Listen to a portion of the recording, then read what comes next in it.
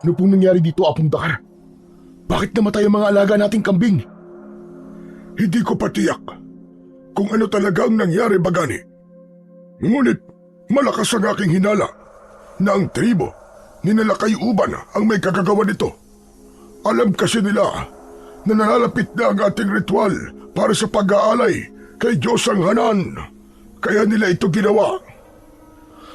Huwag muna po tayo mag-isip ng kung ano-ano. Iwasan muna natin ang pagbibintang dahil panigurado na pagsisimulan na naman ito ng gulo. Pero paano na ang ating ritual? Sa susunod na gabi na natin yun isasagawa. Magagawan po ba natin ito ng paraan? Ikinalulungkot ko.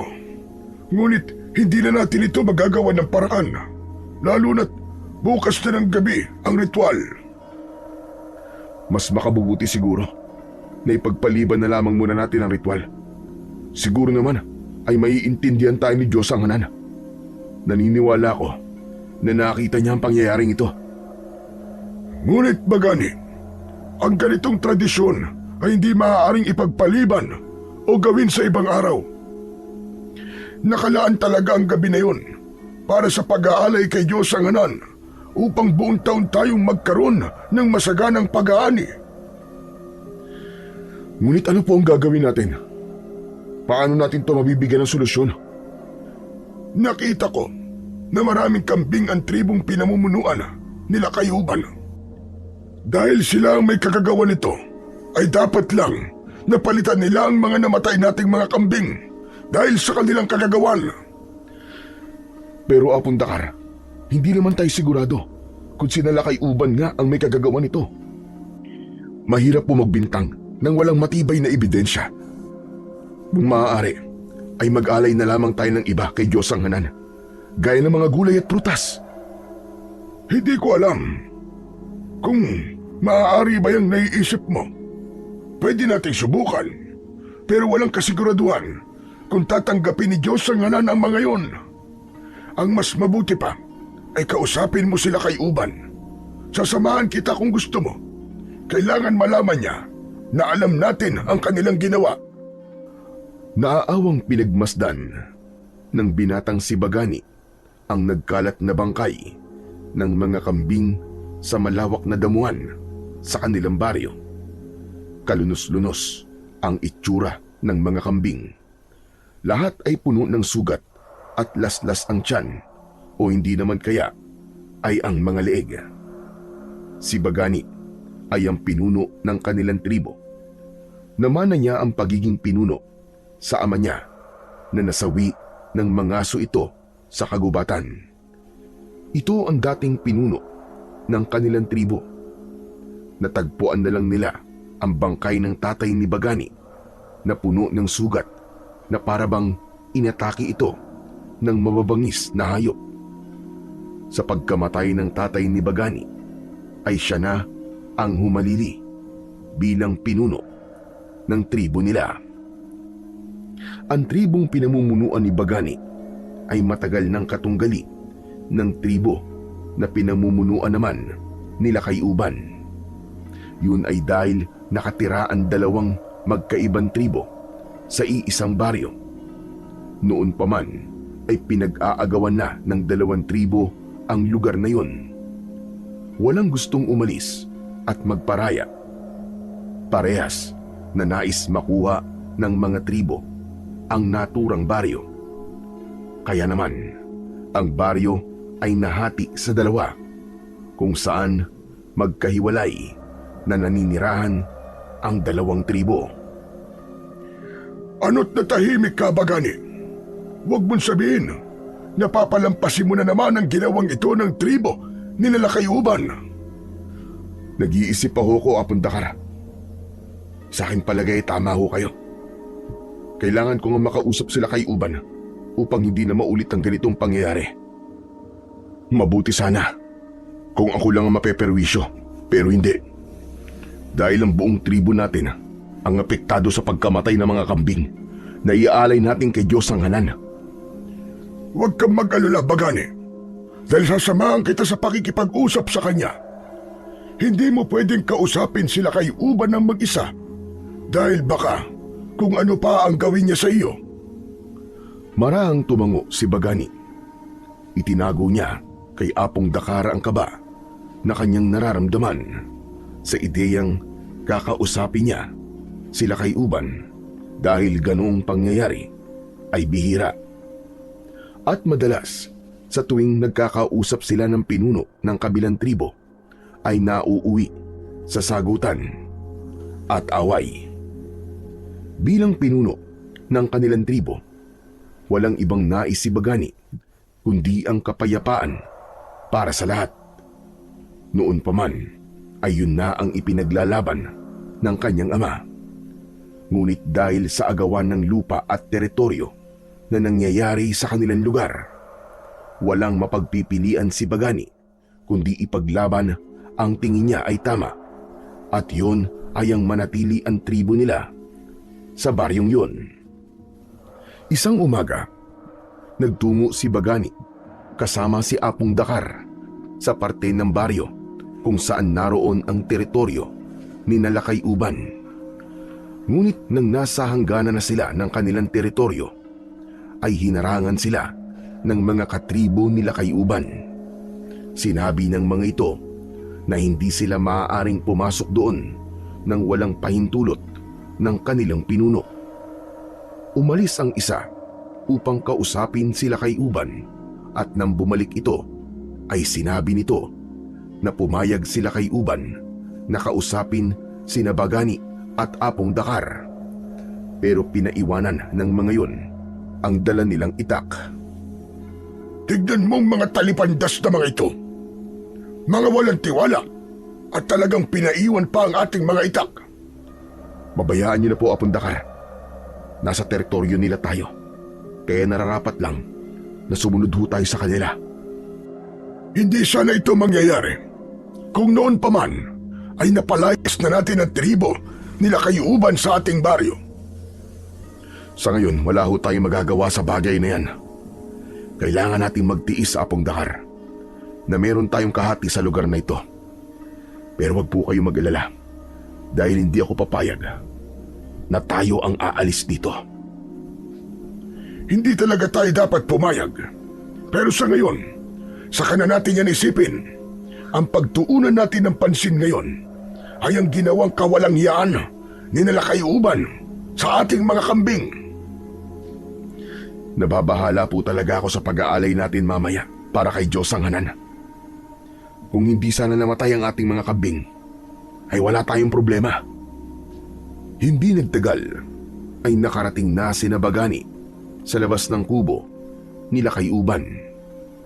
Lumabas mula sa kubo ang isang lalaking matangkad na puno ng marka ang buong katawan na ginawa ng isang mambabatok. Malaki ang katawan ng lalaki at palaging nakataas ang noo. Yun ay sila kay Uban. Bagani, hindi ko inaasahan na tutungtong ka sa aming teritoryo. Anong masamang hangin ang nagdala sa iyo rito? Sasabihin mo na bang aalis na kayo sa inyong tribo sa baryong ito? At ipagpaparaya mo na sa akin tribo ang paninirahan dito? Huwag kang mangarap ng gising, Lakay Uban, dahil hinding-hindi yan mangyayari. Hindi ikaw ang kinakausap ko, Apong Dakar. Kaya mas makabubuti kung itikom mo na lamang yung bibig mo. Apong Dakar, hayaan niyong ako na lamang po makipag-usap kay Lakay Uban. Tama. Ganyan nga, Bagani. Ang mga nag-uusap lang dapat ay ang pinuno sa pinuno. Kaya sabihin mo nga sa isang ito na huwag siyang sabat ng sabat. Sige na, Bagani. Ano ba ang pakay mo sa akin at naparito ka? Pinatay ang aming mga kambing na gagamitin namin para sa pag-aalay mamayang gabi kay Diyos ang Hanan. Pinatay sila sa karumal-dumal na paraan. Nais ko sanang malaman, Lakay Uban, kung ikaw ba nag-utos na gawin yun. Tandaan mo na naririnig at nakikita tayo ni Bathala. Kaya wag na wag kang magsisinungaling. Talagang ginamit mo pa ang pangalan ni Bathala para sa aking kasagutan. Ngunit huwag kang mabahala dahil sasagutin kita ng buong katapatan. Wala akong kinalaman sa nangyari sa mga kambing na inyong iaalay. Kaya huwag mo kaming pinagbibintangan. Pero sino pa ba ang gagawa nun? Kundi kayo lamang. Manahimik ka. Magpasalamat kayo dahil hinaharap ko kayo ng maayos. Totoo ba ang sinasabi mo, Lakay-uban? Sinagot ko na ang tanong mo. Uulitin ko. Wala kaming kinalaman sa bagay na sinasabi nyo. At kung yan lamang ang ipinunta nyo rito, ay makakaalis na kayo. Maraming salamat sa pagharap sa amin. Aalis na kami, Lakay-uban. Tara na po, Apong Dakar. Hindi na hinintay pa ni Bagani ang sagot ni Apong Dakar at nauna na siyang maglakad palayo sa kubo ni Lakay-uban. Matapos nilang makuhang muli ang kanilang mga itak, ay naglakad na silang palayo mula sa kanilang kalabang tribo. Bagani, huwag mong sabihin sa akin na naniwala ka sa sinabi nila kay Uban. Apong Dakar, totoo man po o hindi ang kanyang mga sinabi, ay wala na tayong magagawa doon. Kahit anong piga ang gawin natin sa kanya, sigurado ko na hindi siya aamin. Napakasama talaga ng ugali ng Lakay-uban na yun. Sumusobra na siya sa pamimerwisyo sa atin. Sa ngayon, ay pagpapaliban muna natin ang pag-aalay ng mga kambing kay Diyosang Hanan. Mag-aalay na lamang tayo sa kanya ng mga gulay at prutas mamayang gabi. Dagdagan na rin po natin ng mga manok. Gawan na lang po natin ang paraan. Napailing na lang si Apong Dakar na halatang hindi sang-ayon sa ginawa ni Bagani, na basta na lang siyang naniwala sa sinabi ni Lakay-uban. Pero para kay Bagani ay mas mabuti na ang ganun ang kanyang ginawa kaysa sa magdulot pa ng gulo kung sakali na dinikdik niya ng gusto si Lakay-uban para umamin ito sa isang kasalanang ginawa nito. Ilang oras bago sumapit ang ritual para sa pag-aalay sa Diyosa na pinaniniwalaan ni Bagani na nagbibigay ng masaganang ani sa kanila, ay kinausap muna ni Bagani ang mga tao sa kanilang tribo. Ipinaalam niya sa mga yon ang nangyari sa mga kambing na kanilang iaalay sana kay Diyosang Hanan. Nalungkot ang mga ito, pero sinabi niya na itutuloy pa rin nila ang kanilang pag-aalay. Itinuloy pa rin ni Bagani ang kanilang ritual ng pag-aalay kay Diyosang Hanan. Umasa sila na tatanggapin yon ng Diyosa upang bigyan sila nito ng 1 taon ng masaganang ani. Matapos ang ritual, ay ipinagdasal ni Bagani kay Bathala na maging matagumpay ang kanilang ritual na ginawa. Makalipas ang ilang araw, habang hinahasa ni Bagani ang kanyang paboritong itak sa harapan ng kanyang kubo, ay nakita niya si Apong Dakar na humahangos palapit sa kanya. Nagtaka siya dahil baka sa muka ng matandang lalaki ang pagkabahala. Apong Dakar, ano't ikaw ay humahangos? May problema ba? Malaki. Isang malaking problema, Bagani. Ano ho yun? Sabihin niyo na po kagad sa akin at ako'y kinakabahan. Sinala kay Uban, Bagani. Nilalapastangan na naman niya ang ating teritoryo. Naroon sila ngayon sa ating kagubatan at pumuputol sila ng mga puno roon. Pinigilan sila ng ating mga katribo, pero masyado silang matigas. Kailangan na ikaw na ang humarap sa kanila. Hindi ko nais na makipag-away, pero talagang sinasagad ako nila kay Uban. Tara, samahan niyo po ako kung nasan sila. Agad na sinundan ni Bagani si Apong Dakar habang nakasabit sa kanyang bewang ang itak niya na nasa loob ng kaluban.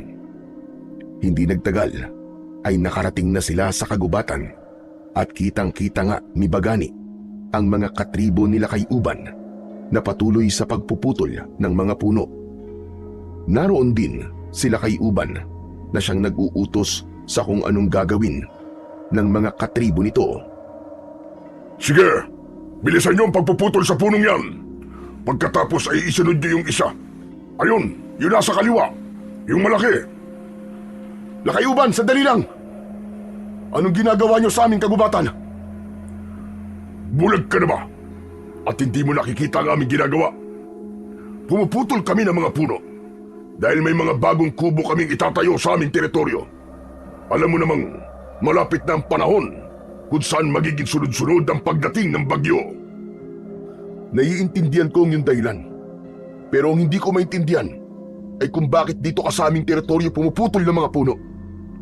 Hindi ba't nagkaroon na tayo ng kasunduan na ang bahaging ito ng kagubatan ay sa amin? Isa pa, ipinagbabawal ko na ang pagpuputol ng mga puno sa aming teritoryo dahil ang mga puno ay pumipigil sa matinding pagbaha at ito ang humahawak sa lupa upang hindi magkaroon ng pagguho. Eh anong magagawa namin? Paubos na ang puno sa aming kagubatan. Kaya naisipan ko na dito na lamang kami kumuha. Isa pa, sa amin din ang kagubatang ito dahil kami ay nakatira sa baryong ito. Uulitin ko, nagkaroon na tayo ng kasunduan ukol sa hatian ng baryong ito. Kaya't kung ayaw mo ng gulo, Lakayuban, huwag mong labagin ang kasunduan na yon. Gulo? Hindi ako natatakot sa gulo, Bagani. Kung tutusin, kayang-kaya namin salakayin ang inyong tribo at ubusin kayong lahat. Kaya kung ayaw mo ng gulo, ay hayaan mo kami sa aming ginagawa. Huwag kang mag-alala, dahil hindi naman namin uubusin ang mga puno rito. Magtitira kami ng para sa inyo. Lakayuban, matuto ka namang tumupad sa ating pinag-usapan. Tama ka, ayoko sa gulo. Pero kung patuloy kang lalabag sa mga napagkasunduan na natin noon, ay mapipilitan akong makipaglaban para sa aming karapatan. Iginagalang namin ang ating mga napag-usapan. Kaya sana ay ganun ka rin. Bakit? Ano ba ang gagawin mo kung ipagpapatuloy namin ang pagputol ng mga puno rito? Sabihin mo! Huwag mo nang naisin na malaman pa. Dahil sigurado ko na sa huli ay magsisisi ka. Hinawakan ni Bagani ang kanyang itak at bahagya niyang inilabas ang talim nun sa kaluban. Kumislap yun ng tamaan ng sikat ng araw. Napatingin sila kay Uban sa itak ni Bagani at napalunok ito. Alam ni Bagani na hindi lingid sa kaalaman nila kay Uban na siya ay nagmula sa isang pamilya na kilala sa pagiging mahusay na mandirigma. Tumiim ang bagang nila kay Uban, ngunit hindi nito ipinakita na natakot ito kay Bagani. Sandali lang aking mga katribo! Huminto na kayo sa pagputol ng mga puno rito! Umalis na tayo! Dalhin nyo na ang mga punong naputol na natin! Mabuti naman Lakay Uban at marunong ka nang makinig sa akin. Muli kong ipapaalala sa iyo na hanggat maaari ay ayoko ng gulo o digmaan. Pero kapag napuno na ako at alam kong mali nang nangyayari, ay marunong din akong pumalag. Kaya kung ayaw mo makita kung paano ako makipaglaban, ay huwag kayong gumawa ng bagay na labag sa ating mga napag-usapan. Kung iniisip mo na natakot ako sa iyo, kaya ipinahinto ko ang aking mga katribo sa pagputol ng mga puno, ay nagkakamali ka, Bagani. Hindi ako natatakot sa iyo. Kahit mula ka pa sa angka ng mauhusay na mandirigma. Kung tutusin, kayang-kaya kitang labanan sa oras na ito. Pero dahil wala akong ganang makipaglaban ngayon, ay palalagpasin ko ito. Kaya tandaan mo ito, Bagani. Hindi ako natatakot sa'yo. At hindi magtatagal, ay aalis kayo ng tribo nyo sa lupang ito. At itong lugar na ito, kami na ang tuluyang magmamayari nito. Hindi ko hahayaang mangyari yan, Lakay Uban. Kung may aalis man sa baryong ito, ay kayo yon at hindi kami. Ang lupang ito ay nilinang ng aking mga ninuno. Sila ang nagpalago sa mga halaman at puno rito. Kung hindi dahil sa kanila, ang lugar na ito ay hindi maaaring tirahan ng mga tao ngayon. Yan ba ang kwentong sinabi sa iyo ng tatay mo? Para sa iyong kaalaman, isang kasinungalingan ang kwento na yan. Hindi ba nasabi sa iyo ng tatay mo na ang angkan namin ang totoong nagpalago sa baryong ito. At pagkatapos, tinakot ng angkan niyo ang aming angkan, kaya umalis sila rito. Makalipas ang ilang taon, ay saka sila bumalik dito para bawiin sana ang baryong ito. Pero dahil makapal ang mukha ng angkan niyo, ay hindi sila umalis at nanatili ang angkan niyo kasama ang angkan namin. Kaya kung tutusin, napakakapal talaga ng pagbumukha ninyo na hanggang ngayon ay nandito pa rin kayo. Mas naniniwala ako sa kwento ng tatay ko kaysa sa kwento mo. At huwag ka nang maraming sinasabi pa. Umalis ka na at isama mo na ang mga katribo mo. Isang nakakalokong ngisi ang pinakawalan nila kay Uban bago ito tuluyang umalis kasama ang mga katribo nito. Napakabilis ng tibok ng puso ni Bagani. Nanlalamig siya at ramdam na ramdam niya ang matinding tensyon sa kanyang buong katawan. Mabuti na lang at sinagot mo na ang lakay-uban na yun. Ang buong akala ko ay hahayaan mo na lang sila sa pagputol nila ng mga puno sa ating kagubatan. Sumusobra na po kasi sila. Hindi ko hahayaan na nilalapastangan nila ang ating kagubatan. Inaalagaan nga natin ito. Tapos, puputulin naman nila ang ating mga puno. Naisip ko lang, Bagani, hindi kaya sinasagad ka talaga ni Nalakay-uban? Baka nais niya ay tuluyan ka ng magalit upang magdeklara ka na ng digmaan. Mukhang nais talaga nila Kay-uban na magharap na ang tribo natin at ang tribo nila. Hanggat maaari ho, ay ayoko magkaroon ng digmaan na Apong Dakar. Alam niyo na hanggang kaya kong maging payapa, ayun ang palagi kong paiiraling mangyari. Pero kapag sobra na talaga si Nalakay-uban, ay hindi ko maipapangako na kaya ko pa rin pigilan ang kapayapaan na ninanais ko. Mabuti naman at narinig ko yan sa iyo, Bagani. Ang buong akala ko ay hahayaan mo na lamang sila Kay-uban sa mga hindi magagandang bagay na ginagawa niya rito.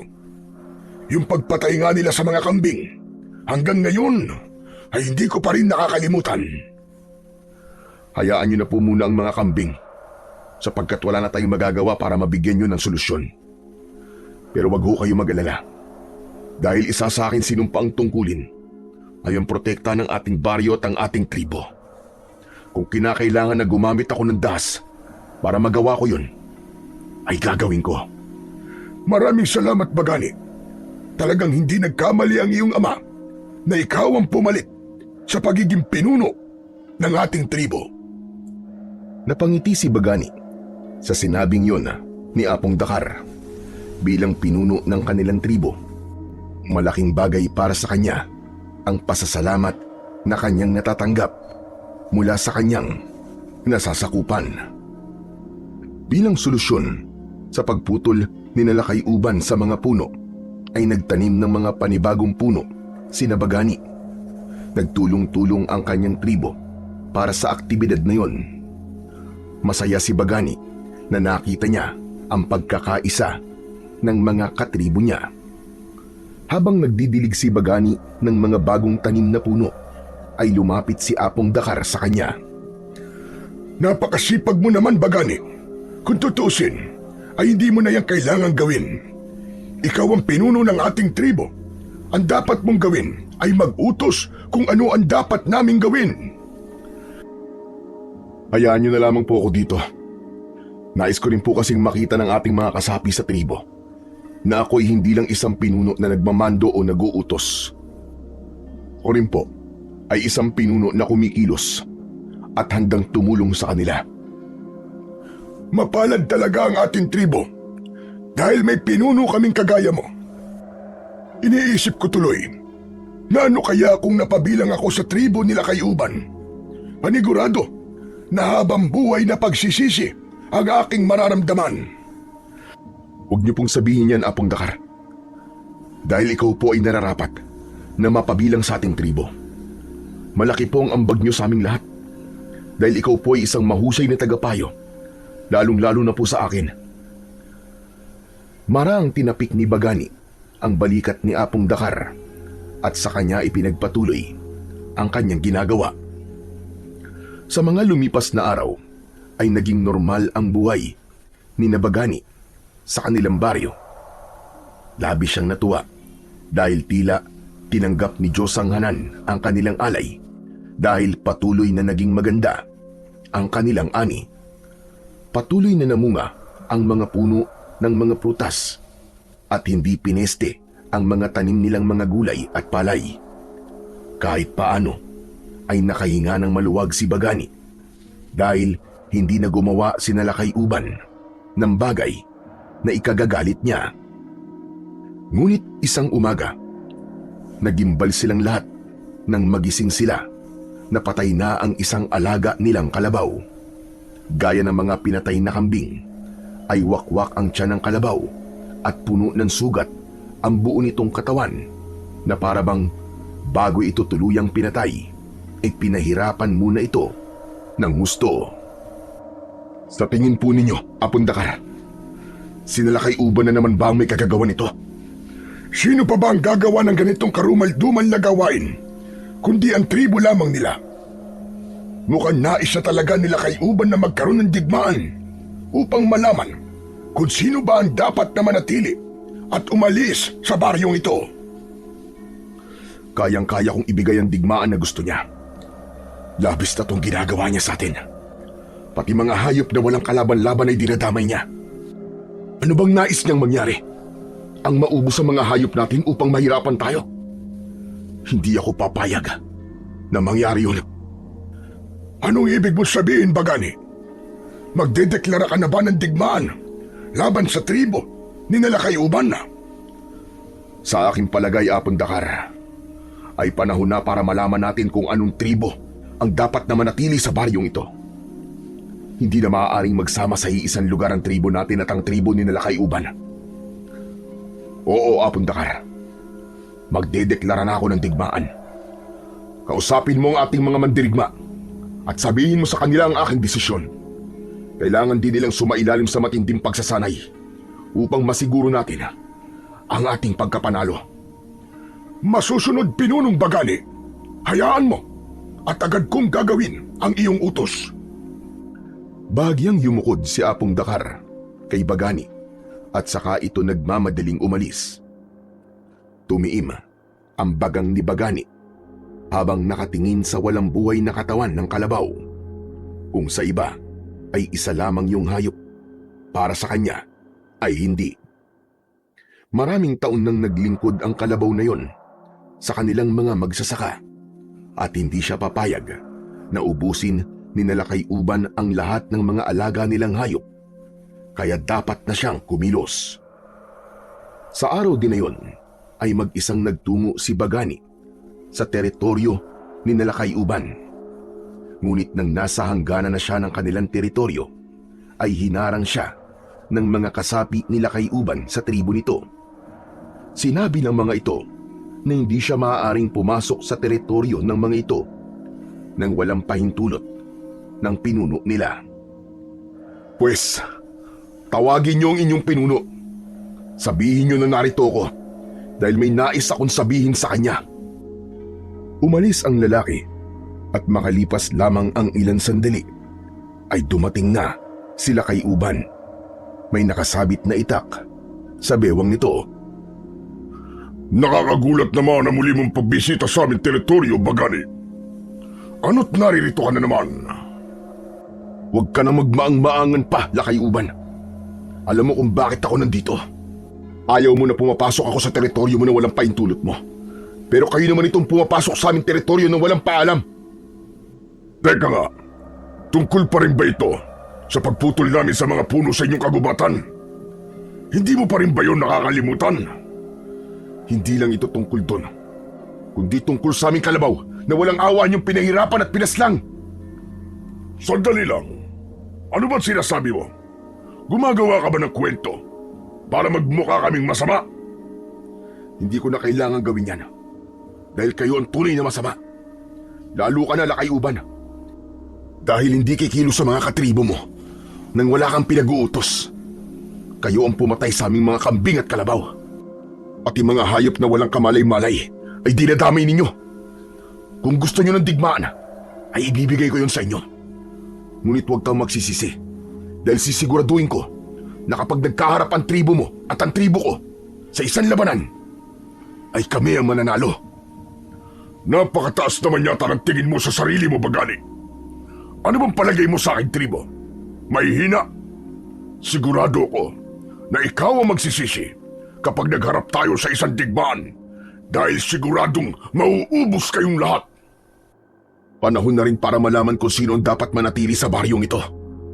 Kung sino manalo sa digmaan, ay siyang mananatili rito. Yan! Yan ang gusto kong marinig mula sa'yo. Matagal ko na rin gusto na mapunta sa amin ang baryong ito at umalis kayo rito. Magsabi ka kung kailan tayo maghaharap at hindi namin kayo uurungan.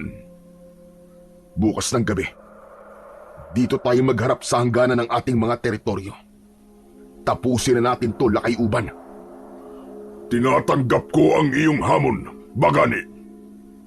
Matalim na tinignan ni Bagani si Lakay-uban habang ito ay nakakalokong nakangisi. Matapos yun ay tumalikod na siya at naglakad na siya pabalik sa kanyang kubo. Nang malapit na si Bagani sa kubo niya, ay agad niyang nakita si Apong Dakar na nakatayo sa labas. Nilapitan niya ito at agad niyang nakita ang pag-aalala sa muka ng matandang lalaki. Saan ka ba nang galing, Bagani? Nang magtungo ko rito ay wala ka. Oo nga pala, nasabihan ko na ang mga mandirigma natin. Sa ngayon ay nagsisimula na sila sa kanilang pagsasanay. Pumunta po ako sa teritoryo ni Lakay-uban. Ano ka mo? Abay, bakit ka nagtungo ron na mag-isa ka lang? Paano kung may ginawa silang masama sa iyo? Huwag ko kayo mag-alala dahil hindi naman nila ako sinaktan. Sinabi ko na kay Lakay-uban na gusto kong magharap na kami sa isang digmaan at pumayag siya. Bukas ng gabi ay mangyayari ang pakikipaglaban natin sa kanila sa hangganan ng ating teritoryo. Kaya dapat ay maging mabilis ang paghahanda natin. Malaki ang aking paniniwala na mananalo tayo. Pero may nais pala akong sabihin sa iyo, kaya ako naparito. Sigurado ko na mas lalong kukulo ang dugo mo sa malalaman mo, Bagani. Ano ho yun, Apong Dakar? May natagpo ang bangkay sa isang bahagi ng kagubatan. Sino po, Apong Dakar? Si Lakaw. Hindi ba't ilang araw nang nawawala si Lakaw? Tama ka, at patay na nang natagpuan siya. Baka sa kanyang katawan ang napakaraming sugat. Laslas din ang kanyang tiyan, gaya ng pagpatay na ginawa sa ating mga kambing at kalabaw. Malinaw na iisa lamang ang gumawa ng mga yon. Ang tribo nila Lakay-uban. Tama ka. Wala nang ibang gagawa nun kundi sila lamang. Kaya wala nang dahilan para hindi natin ituloy ang digmaan. Mga hayop sila. Talagang maging si Lakaw ay pinatay nila. Wala na talagang dahilan para umurong tayo. Mas lalo lang ako napuno ng galit kina Lakay-uban. Makikita nila. Pagsisisihan nila ang mga ginagawa nilang ito sa ating tribo. Tama, Bagani. Buhay na ng isang tao ang kinuha nila at hindi malabong maulit yon kung hindi tayo kikilos para ito ay tuldukan. Mariin na naikuyom ni Bagani ang kanyang mga kamao. Nag-apoy sa labis na galit ang kanyang puso. Hindi siya makapaniwala na magagawa ni Lakay-uban na pumatay ng isang tao.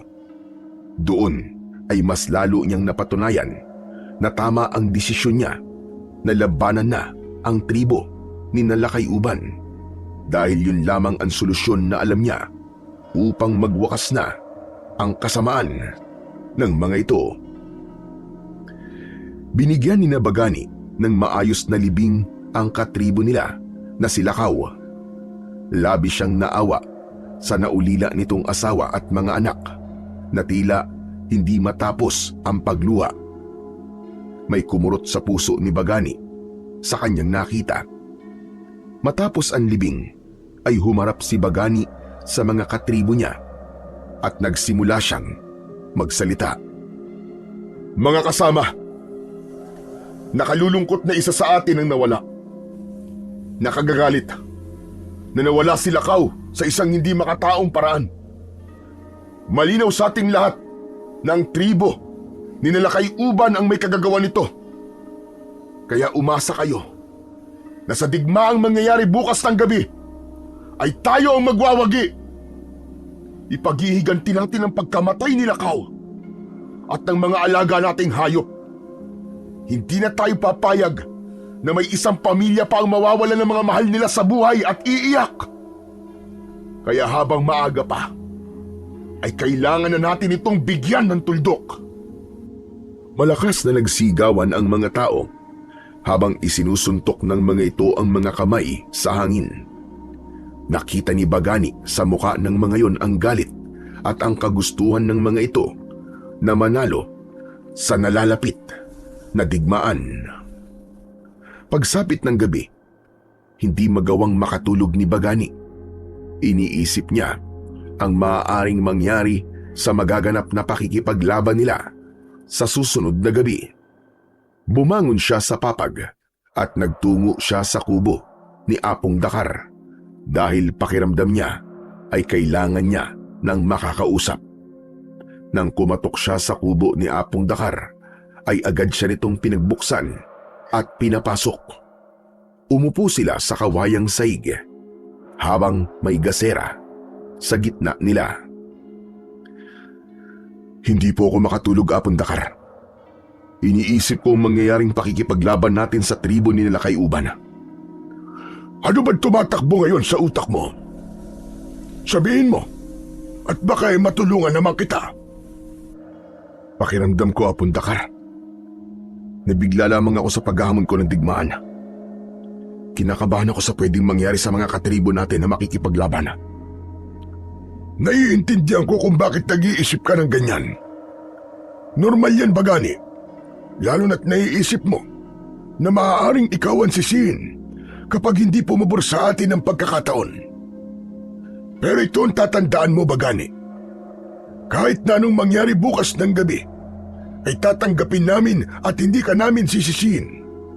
Naniniwala kami na wala kang hangad kundi ang ikabubuti naming lahat. Isa pa, ipagdasal na lang natin kay Bathala ang ating pagkapanalo. Maraming salamat po talaga, Apong Dakar. Talagang isa ka sa nagpapalakas ng aking loob. Sa mga pagkakataong pakiramdam ko ay hindi ako sigurado sa isang bagay. Baka nakakalimutan mo na isang araw bago pumanaw ang iyong ama ay kinausap niya ako at sinabi niya sa akin na kapag nawala siya ay ako na ang bahala sa iyo. Nang sabihin niyo ng tatay mo ay tinawanan ko siya at ang sabi ko ay mahaba pa ang buhay niya at wag muna siyang magbilin. Hindi ko naman nakalain na yun na pala ang huling beses na makikita ko siyang buhay. Naluwa ng bagya si Apong Dakar at ganun din si Bagani. Alam ni Bagani kung gaano kalapit ang tatay niya kay Apong Dakar. Noon ay si Apong Dakar din ang tagapayo ng tatay ni Bagani. Nakita niya na hindi na lang simpleng tagasunod si Apong Dakar sa tatay niya, kundi parang magkapatid na ang dalawa. Kaya naman, nang namatay ang tatay ni Bagani, ay si Apong Dakar na ang tila tumayong tatay sa kanya. Malaki ang naitulong kay Bagani ng maikling pakikipag-usap niya kay Apong Dakar ng gabing yun.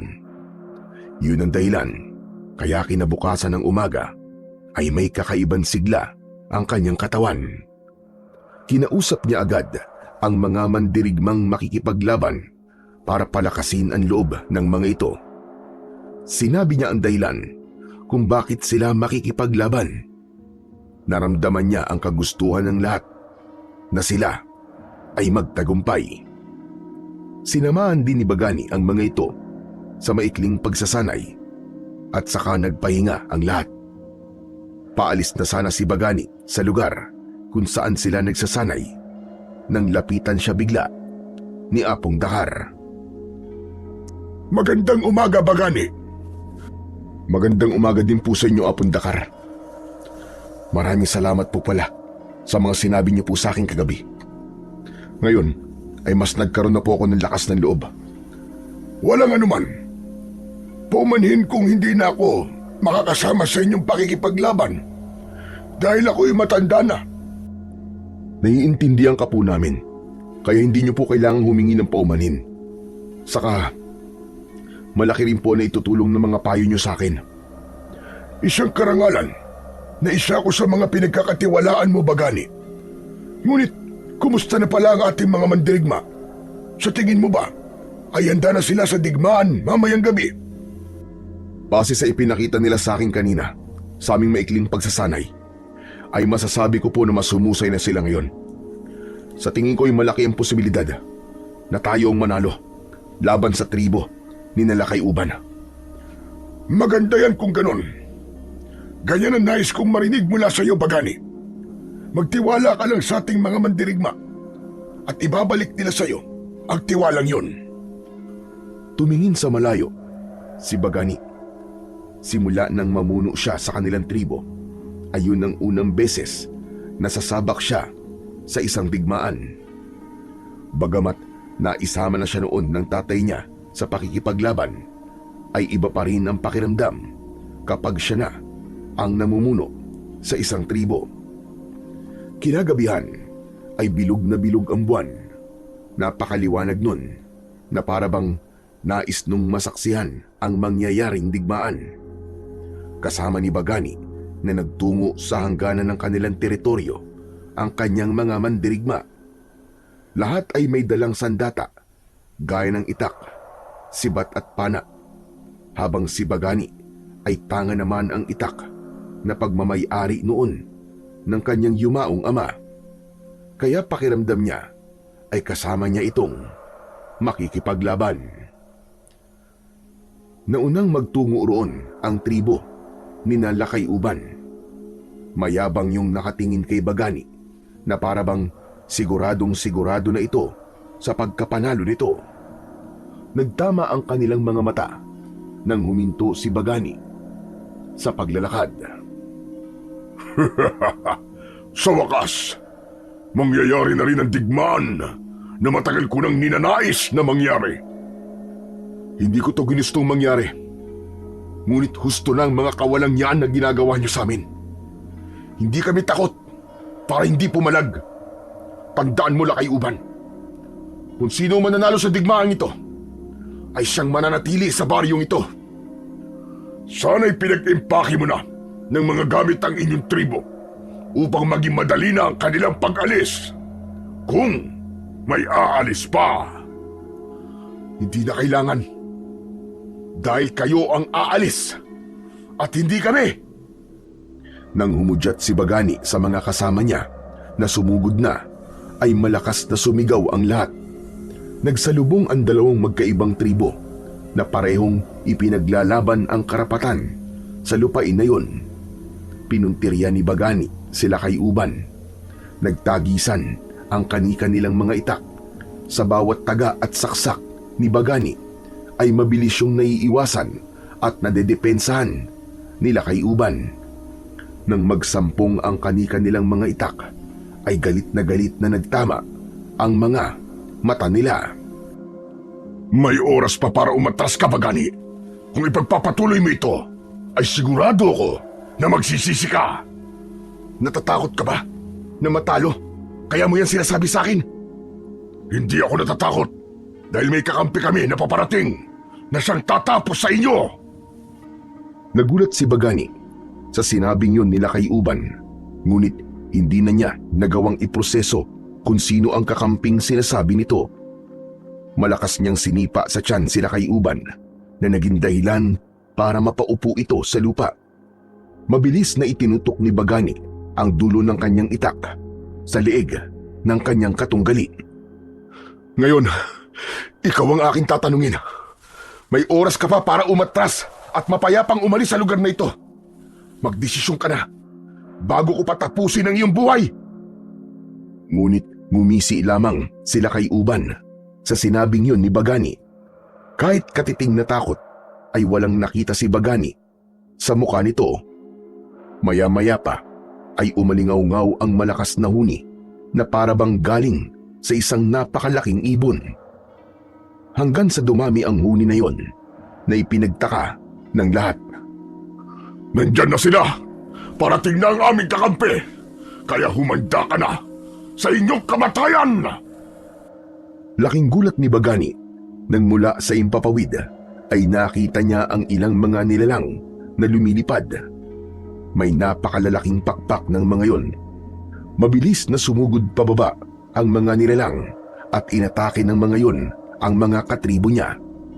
Ginamit ng mga nakakatakot na nilalang ang matutulis na kuko ng mga yon para agad na paslangin ang mga kasama niya.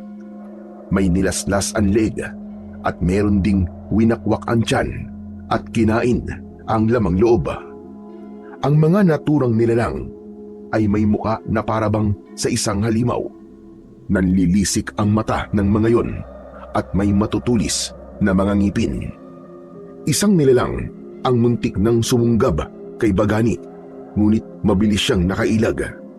Tinaga niya ang isa nitong pakpak at sa kanya itinarak sa leeg nito ang kanyang matalas na itak. Ngunit isa pa lamang yon sa napakaraming nilalang, kaya hindi niya na alam kung magagawa ba nilang manalo sa digmaan na yon. Unti-unting tumayo sila kay Uban habang humahalakhak. Nagulat ka ba sa aming mga kakampi, Bagani? Sinabi ko naman kasi sa'yo, sumuko ka na lang. Hindi na sana tayo umabot pa sa ganito. Walang hiya ka. Hindi ka patas lumaban. Anong klaseng itim na kapangyarihan ang ginamit mo para magawa mong tawagin ang mga ganitong nilalang? Wala akong alam sa itim na kapangyarihan. Ngunit marunong akong makipagkasundo. Sila ay mga bangkilan na naninirahan sa tagong bahagi ng kagubatan. Kinausap ko lang naman sila at nakipagkasundo ko sa kanila para sila ay aming maging kapanalig. Mabilis na iginala ni Bagani ang kanyang paningin sa paligid. Halos madurog ang puso niya dahil sa maikling sandali lamang ay marami na ang namatay sa kanyang mga kasama. Kaya isang desisyon ang kanyang binuo. Mga kasama, hindi natin sila kaya! Umatras na tayo! Atras! Matapos yung sabihin ni Bagani, ay nagsimula na silang umatras habang patuloy nilang pinuprotektahan ang kanilang mga sarili mula sa mga nilalang na tinawag nila kay Uban na mga bangkilan. Yan! Ganyan nga! Ganyan nga, Bagani! Umatras kayo! Tanggapin mo ang inyong pagkatalo at ang baryong ito ay amin na! Amin na ang baryong ito! Nagkakamali ka lang kay Uban. Hindi pa tapos ang laban natin. Babalik kami! Babalik kami! Labag sa kalooban ni Bagani ang ginawa nilang pag-atras. Ngunit alam niya na kung patuloy silang makikipaglaban, ay tiyak na mauubos sila. Ayaw niya na maraming buhay ang mawala. Kaya kahit isang kahinaan ang pag-atras sa digmaang yon, ay nilunok na lamang niya ang kanyang tapang at inisip niya ang buhay ng mga natitira nilang mandirigma. Ilan na lamang ang nakasama ni Bagani na buhay pabalik sa kanilang teritoryo. Sinalubong sila ng mga taong takot na takot. Hindi na nagpaligoy-ligoy pa si Bagani at diretso niyang sinabi sa mga tao ang totoong nangyari. Lahat ay nagimbal at nanghilakbot nang malaman ng mga ito ang tungkol sa mga nilalang na tumulong sa tribo ni Nalakay Uban. Sinabi ni Bagani sa mga katribo niya na umuwi na ang mga ito at huwag kalimutang magkandado ng bahay at magdasal. Sinabihan din niya ang ilang kalalakihan na magbantay sa gabing yon dahil walang kasiguraduhan kung sinundan sila ng mga nakakatakot na nilalang. Kinabukasan ng umaga, lumabas si Bagani ng kanyang bahay. Dala niya pa rin ang pagkabigo sa nangyaring digmaan kagabi.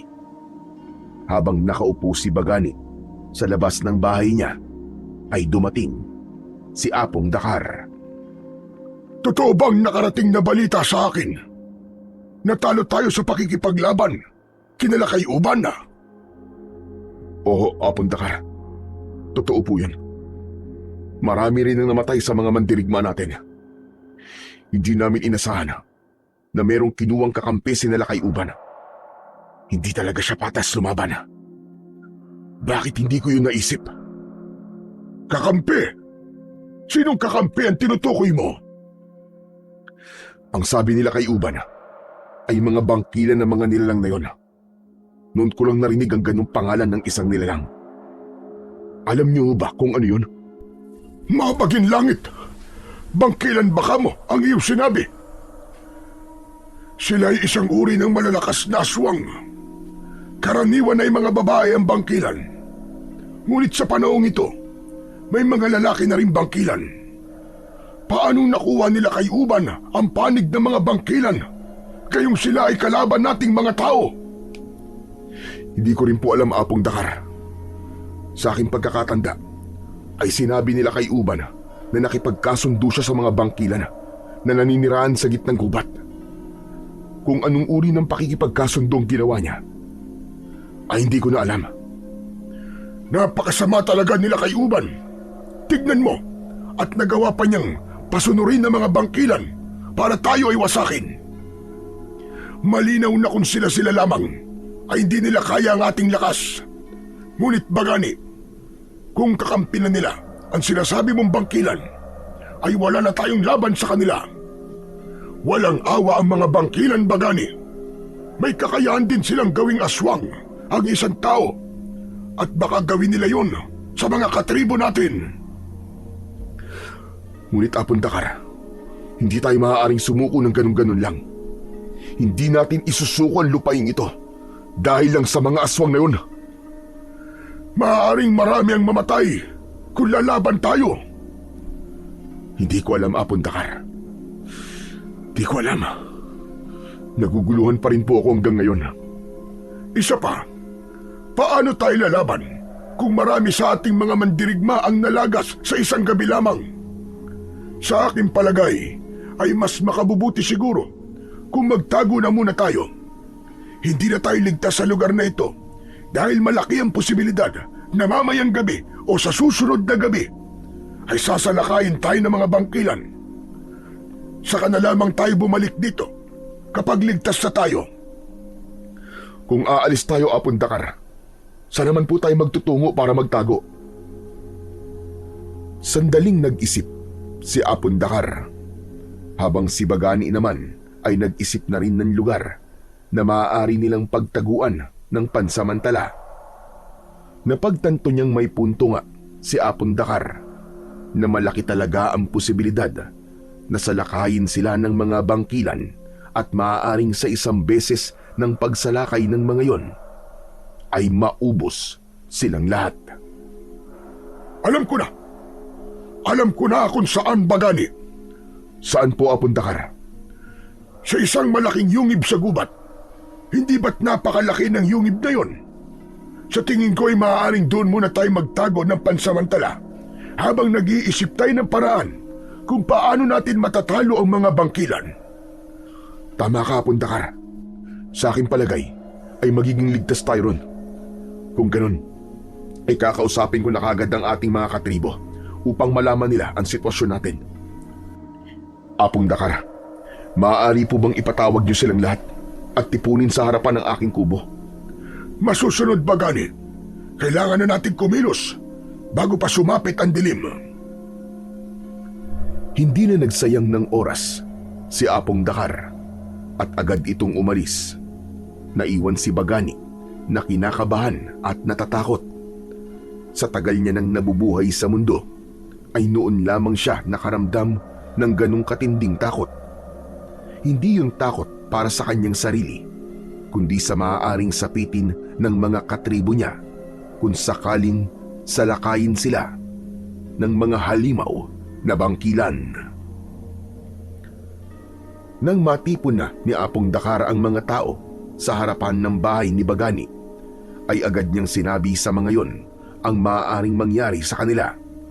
Ipinaalam niya na pansamantala silang magtatago sa isang malaking yungib sa gubat at doon muna sila habang hindi pa ligtas ang bumalik sa kanilang baryo. Lahat naman ay sumang-ayon dahil alam ng lahat na ang kaligtasan lang ng mga ito ang iniisip ng kanilang pinuno na si Bagani. Agad na inihanda ng mga tao ang kani-kanilang mga gamit. Ganon din si Bagani. Hindi na siya nagdala ng maraming gamit. Nagkita-kita ang lahat sa bukana ng gubat at nang makumpleto na sila ay sabay-sabay nilang tinaak ang daan papunta sa yungib na nasa loob ng gubat. Nang narating nila ang sinasabing malaking yungib ay pumasok na ang mga tao roon. May awa sa mga mata ni Bagani habang pinagmamasdan niya ang mga katribo niya na naghahanap ng komportabling espasyo sa loob ng yungib. Maya-maya pa ay lumapit si Apong Dakar kay Bagani. May hawak ito na baging. Bagani, masdan mo ang nakita ko sa bukana ng yungib. Ito ang halamang baging na tinatawag na makabuhay. Pinaniniwalaan na takot ang mga aswang dito dahil sa mabait nitong lasa. Sa aking palagay ay may natural na proteksyon ng kuwebang ito laban sa mga bangkilan. Maraming ganito sa bukana ng kuweba, kaya hindi tayo mapapasok ng mga bangkilan dito. Mabuti naman po kung ganun, Apong Dakar. Kahit paano, ay hindi natin kailangan mangamba kahit sumapit ang gabi. Tama ka. Pero bakit tila hindi ka masaya sa akin sinabi? Pasensya na po, Apong Dakar. Masaya naman po ako sa inyo sinabi. Pero nasasaktan lamang ako sa aking nakikita. Hindi ko inisip na darating ang panahon na kailangan magtago ng ating tribo sa isang yungib. Tignan niyo po sila. Alam kong nahihirapan sila. Ayokong isipin nila na ganitong buhay ang kaya kong ibigay sa kanilang lahat. Pinunong Bagani, naiintindihan ka namin kung bakit tumantong sa ganito ang sitwasyon natin ngayon. Wala kang dapat na ikabahala dahil ito ang tamang gawin natin sa ngayon. Alam naming lahat na hindi naman ito panghabang buhay. Makakaisip din tayo ng paraan kung paano tayo makakabalik ng ligtas sa ating baryo. At sana, kapag bumalik na tayo roon, ay hindi na natin kailangan matakot sa mga bangkilan at magawa na nating masolo ang ating baryo. Dahil naniniwala ko na tayo lamang ang nararapat na nakatira roon at hindi natin dapat kasama ang tribo ni Nalakay Uban. Dahil habang kasama natin ang kalaban nating tribo sa iisang lugar, ay hindi natin makakamit ang kapayapaan na matagal na nating pinapangarap. Inilayo muna ni Bagani ang tingin niya sa mga katribo niya. Pero kahit hindi na niya nakikita ang mga yon, ay ramdam na ramdam pa rin niya ang labis na habag niya para sa kanyang mga katribo. Bago sumapit ang dilim, ay nagtulong-tulong sina Bagani at ang mga katribo niya na maghanap ng mga prutas at gulay na kanilang makakain. Nang tuluyang sumapit ang gabi, ay magkakasama silang kumain. Mapalad sila na may malapit na ilog sa yungib, kaya meron silang napagkunan ng inumin na tubig. Hindi nagtagal ay nagkanya-kanya na ng higa ang iba, habang sina Bagani at ang ilang mandirigma ay nagbantay sa labas upang masiguro ang kaligtasan ng nakararami. Nagtago sila sa makakapal na halaman sa itaas ng mga puno upang kung may bangkilan na mapadaan ay hindi agad sila makikita. Naging mapayapa naman ang unang gabi nila sa yungib. Walang kahit na anong panganib ang nangyari at umasa si Bagani na sa mga susunod na gabi ay ganun pa rin ang mangyayari. Bumalik din sina Bagani at ang ilang mga katribo niya sa kanilang teritoryo, pero hindi na nila nagawang tumapak doon dahil malayo pa lang ay nakita na nila ang mga katribo nila kay Uban na naroroon. Wala na silang nagawa kundi ang bumalik sa yungib at doon ay sinalubong sila ni Apong Dakar. Bagani, Bakit wala kayong dalang mga gulay? Ang akala ko ba nagtungo kayo sa ating teritoryo dahil mag-aani kayo roon. Wala na, Abundakar. Hindi na namin nagawang tumuloy sa ating baryo dahil nasa teritoryo na natin ang ating mga kalaban. Maging ang ating lupa ay sinakop na rin nila. Mga talipandas talagang mga yon. Ano bang akala nila?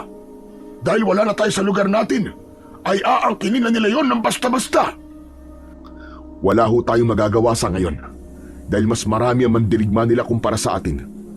Kung lalaban tayo ngayon sa kanila, ay hindi tayo mananalo kahit wala ang mga bangkilan. Hindi kaya panahon na, Bagani, para sanayin natin ang lahat para sa pakikipaglaban. Turuan natin ang mga kabataan, kahit ang mga kababaihan, na makipagdigma. Ayoko pong humantong tayo na pati ang mga kabataan at kababaihan ay kailangan humarap sa digmaan.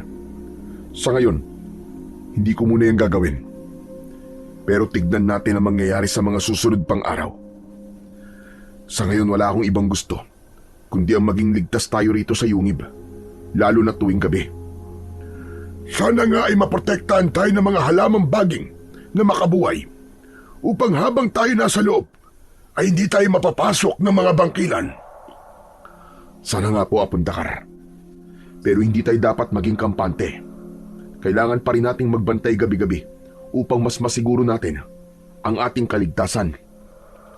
Isang malalim na paghinga ang pinakawalan ni Bagani. Hindi pa rin niya matanggap na nagawa ng sakupin ni Nalakay Uban ang kanilang teritoryo.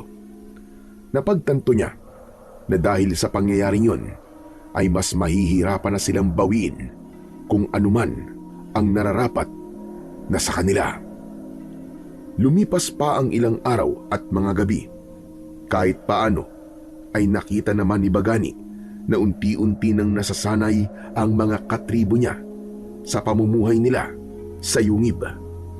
Hindi pa rin sila nakikita ng mga bangkilan at naisip niya na baka inisip ni Nalakay Uban na nagtungo na sila sa napakalayong lugar. Naisipan na rin nilang magtanim ng mga gulay malapit sa Yungib upang mas maging madali ang pagkuha ng mga yon kung kinakailangan. Isang umaga, pinapanood ni Bagani ang mga kasamahan niya na abala sa pagbubungkal ng lupa na pagtataniman ng mga gulay. Napapitlag siya nang marinig niya ang boses ni Apong Dakar sa kanyang tabi. Nakakatuwa talaga ang ating mga katribo. Kayang-kaya nilang umangkop ng mabilis sa kahit na anong sitwasyon. Tignan mo, at tila normal na para sa kanila ang pamumuhay natin dito. Tama ho kayo, Apong Dakar. Isa yan sa gusto ko sa ating tribo. Ngunit, hindi ganitong pamumuhay ang gusto ko para sa ating lahat. Hindi ko nais na habang buhay tayo nandito at nagtatago. Ang gusto ko ay naroon tayo sa ating baryo at nabubuhay ng mapayapa at walang iniisip na panganib na maaaring mangyari. Ganong buhay kasi ang gusto ni Ama para sa atin noong nabubuhay pa siya. Huwag kang mag-alala dahil hindi pa tapos ang laban. Nandito tayo sa ngayon, pero darating ang panahon na papanig din sa atin ang pagkakataon. Naniniwala ko na nasa panig natin si Bathala at ito ay parte lamang ng pagsubok niya sa atin. Marahil ay sinusubok lamang niya kung gaano katatag ang pananampalataya natin sa kanya. Kaya wag na wag kang susuko, Bagani. Hindi po ako susuko, Apong Dakar. Wala po akong balak na sumuko, lalo na't alam ko na lahat kayo ay sa akin kumukuha ng lakas. Ayokong ipakita sa nakararami na nanghihina ako at nawawalan ng pag-asa dahil ganun din ang kanilang mararamdaman. Yan! Ganyan nga! Lakasan mo ang loob mo dahil palagi lang kaming nasa tabi mo. Hindi ka namin iiwanan, lalo na't nakikita namin kung gaano ka kahusay at kabuting pinuno. Maraming salamat po sa mga salitang yan, Apong Dakar. Sana, kung nasaan man si Ama, ay ipinagmamalaki niya ako. Sigurado ako na masaya ang ama mo sa ginagawa mong pamumuno sa ating tribo Bagani. Oo, hindi magandang sitwasyon natin sa ngayon.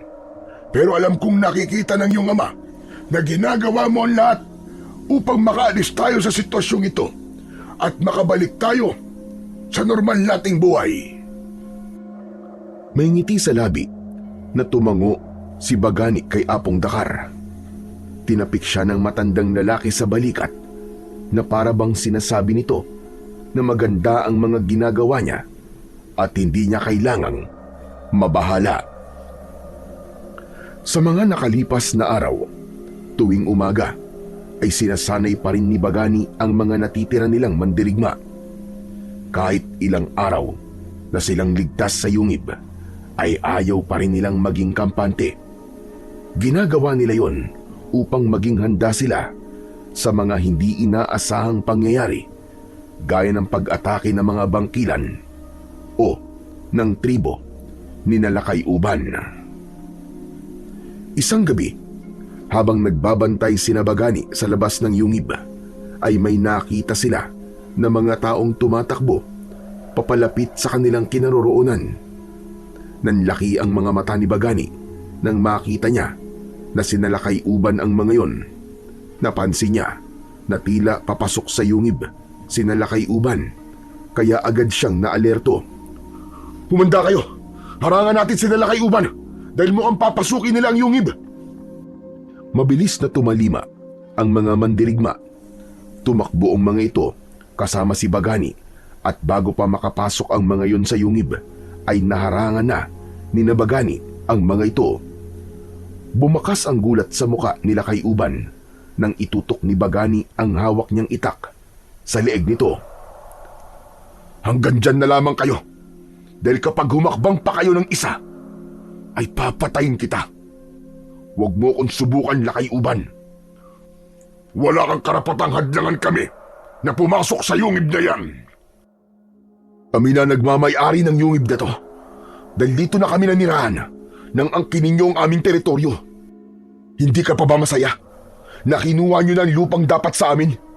Huwag mong sabihin na pati ang kakakurampot na yungib na ito ay aangkinin mo rin. Huwag mo namang masyadong ipakita ang kasakiman mo, Lakay Uban. Alam kong galit ka sa akin, pero wala kami rito para makipaglaban. Naghahanap kami ng mapagtataguan. Hindi ko naman alam na sa yungib na ito pala kayo nakatira. At bakit naman kayo nagtatago? Huwag mong sabihin na may bago na kayong kalaban na tribo. Hindi mo naiintindihan. Saka na ako magpapaliwanag. Papasukin mo na muna kami sa yungib na yan. Hindi mo ba nakikita? Wala na kaming mga armas. Wala kaming laban sa inyo. Nang sabihin yun nila kay Uban, ay doon lamang napansin ni Bagani na wala ngang dalang kahit na isang sandata sinala kay Uban. Ganun pa man, hindi pa rin siya nagtiwala rito. Hanggang sa nakarinig sila ng malalakas na huni na parang mula sa malalaking ibon. Hinilabutan si Bagani dahil hindi siya maaaring magkamali. Ang huni na yon ay mula sa mga aswang na bangkilan. Sinasabi ko na nga ba hayop ka? Isa tong patibong. Kasama niyo ang mga bangkilan. Hindi namin sila kasama, maniwala ka. Tinutugis nila kami. Kaya kung nais mo pang mabuhay, pumasok na tayo sa yungib ngayon din. Nakikiusap ako sa iyo, Bagani. Kahit ngayong gabi lang ay isang tabi mo muna ang away natin. Ibinababa ko na ang aking sarili. Tulungan mo na kami. Hindi pa namin nais mamatay. Tinignan ni Bagani sila kay Uban ng diretsyo sa mga mata nito at doon niya nakita ang takot at sinseridad nito. Dahil doon ay agad na lumambot ang kanyang puso. Sige. Maaari na kayong pumasok. Ngunit sa sandaling gumawa kayo ng hindi ko magugustuhan, ay alam niyo na ang mangyayari sa inyo. Ipapaalala ko lamang na mas marami kami ngayon kumpara sa inyo. Nagkakaintindihan ba tayo? Oo, Bagani. Maraming salamat. Maraming salamat talaga sa iyo. Hinayaan na ni Bagani na pumasok sila kay Uban at ang iilan nitong mga kasama sa loob ng yungib. Pumasok na rin sina Bagani sa loob at nagulat si Apong Dakar nang makita nito sina Lakay-uban. Anong ginagawa ng mga kalaban natin dito? Teka sandali lang Apong Dakar, huminahon ka. Wala sila rito para makipaglaban dahil maging sila ay binibiktima na rin ng mga bangkilan. At naniwala ka naman. Malamang, nagsisinungaling lang ang mga yan. May binabalak na naman silang masama sa ating tribo. Maniwala ka, Apong Dakar. Wala kaming balak na masama sa inyo dahil maging kami ay nangangailangan din ng mapagtataguan mula sa mga bangkilan na yun. Isinungalingan. Hindi ako naniniwala. Paano yun mangyayari? Gayong ikaw mismo nakipagkasundo sa mga bangkilan para makipagkampihan sa kanila. Yan din ang aking inakala noon. Kaya ako nakipagkasundo sa kanila. Sasabihin ko na sa inyo ang buong katotohanan. Nung malaman ko mula sa inyo na pinatay ang mga kambing at kalabaw sa inyong lugar, ay wala kaming kinalaman doon, kundi ang mga bangkilan. Dati pa sinabi sa akin ng aking ama na may isang grupo ng mga bangkilan na naninirahan sa tagong bahagi ng kagubatan at ang kanilang pinagtataguan ay matatagpuan malapit sa talon. Meron dong isang yungib at yun ang tirahan nila sa tuwing umaga. Bagani, huwag mong sabihin na pakikinggan at paniniwalaan mo ang sinasabi ng sinungaling na ito. Hayaan niyo po muna siyang magsalita. Sige na Lakay-uban, magpatuloy ka sa iyong sinasabi. Noong una, Bagani, hindi ako naniniwala. Ngunit nang pinatay ang inyong mga alagang hayop, ay nagkaroon ako ng hinalang baka nga totoo ang mga bangkilan. Kaya isang umaga, nagtungo ako sa yungib ng mga bangkilan. Kinausap ko sila na kung tutulungan nila ako na labanan kayo, ay hahayaan ko silang manirahan sa ating baryo kasama namin. At yun na nga, pumayag naman sila nung una. Tinulungan nila kami laban sa inyo. Pero hindi nagtagal, maging kami ay inaatake at pinapatay na nila. Kaya kung makikita nyo, kakaunti na lamang ang natitira sa aking tribo. Nagsasabi ako ng totoo, Bagani, maniwala ka. Nang dahil din sa pangyayaring yun, ay napagtanto ko ang aking kamalian. Nang dahil sa kagustuhan ko mapaalis kayo sa ating baryo, ay nagresulta yon sa isang bagay na maaaring ikaubos ng ating mga katribo. Sa kauna-unahang pagkakataon, ay nakita ni Bagani ang paghagulgol ni Lakay-uban. Napaluhod ito sa lupa na parabang hindi na nito kinakaya ang mga nangyayari. Patawarin niyo ako. Ang gusto ko lang naman ay huwag mawalan ng tirahan ng aming tribo. Kung alam ko lang, hindi na sana ako nakipagkasundo sa mga bangkilan. Sabihin na nating totoo ang lahat ng sinasabi mo at totoong nagsisisi ka na sa mga ginawa mo. Ngunit hindi niyan mabubura na may mga buhay na nawala sa aming tribo dahil sa iyong kapalpakan. Bagani, ang mabuti pa ay palabasin mo na sina Lakay-uban. Baka kung ano pa ang gawin ng mga yan sa atin. Kapag nakahanap sila ng pagkakataon, hindi sila mapagkakatiwalaan. Apong Dakar, sa tingin ko naman ay wala silang gagawing masama sa atin. Ngunit Bagani, Apong Dakar, alam ko, nasasalungatin mo at ng iba nating katribo ang desisyon ko. Oo, kalaban natin sila. Ngunit sa pagkakataong ito, ay iisa ang kalaban natin. At yun ay ang mga bangkilan. Ang tribo nila at tribo natin ay nanganganib na maubos. Hindi na natin magagawang baguhin ang nakalipas. Ngunit may magagawa pa tayo para mas pagandahin ang ating hinaharap. Kaya bilang pinuno ng ating tribo, pinahihintulutan ko sila Lakay-uban na manatili sa yungib na ito upang masiguro ang kanilang kaligtasan. Hindi na nakapagsalita pa si Apong Dakar sa sinabing yon ni Bagani, habang si Lakay-uban ay walang tigil ang pasasalamat kay Bagani habang umiiyak. Para kay Bagani, kahit kaaway nila sina Lakay-uban, ay handa pa rin siyang tulungan ang mga ito. May hinala siya na may dahilan ang lahat ng nangyayari sa buhay nila at kailangan lamang niyang maghintay upang malaman ang dahilan na yon. Kinabukasan ng umaga, Lahat ng kasapi ni Bagani sa tribo ay nagtaka kung bakit kasama na nila sa yungib sina Lakay Uban.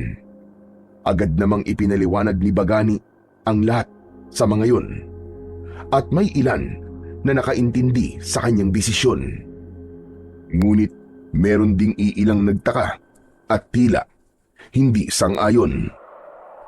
Habang abala si Bagani sa pagsasanay sa mga mandirigma nila, ay napansin niya sila Lakay Uban na pinapanood sila.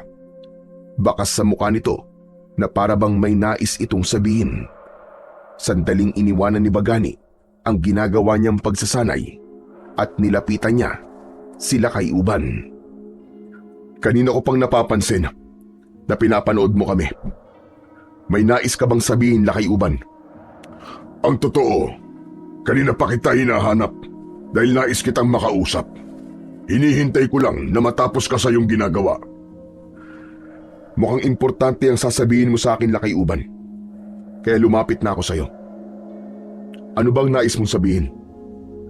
Una sa lahat, ay nais kong magpasalamat sa iyo sa pagtulong na iyong ginawa sa akin at sa mga natitirang kasapi ng aking tribo. Hindi ko talaga akalain na sa kabila ng mga ginawa namin sa iyo, ay bukas pa rin ang loob mo na tulungan kami. Magpasalamat ka sa aking ama dahil siya nagturo sa akin na kahit na ang kalaban, kapag nangangailangan ng tulong, ay kailangan kong tulungan. Aniya, hindi ko dapat samantalahin ang kahinaan ng aking kalaban para manalo sa isang digmaan. Sa ginawa mong pagtulong sa amin kagabi, doon ko nakita kung gaano kabuti ang iyong puso, Bagani.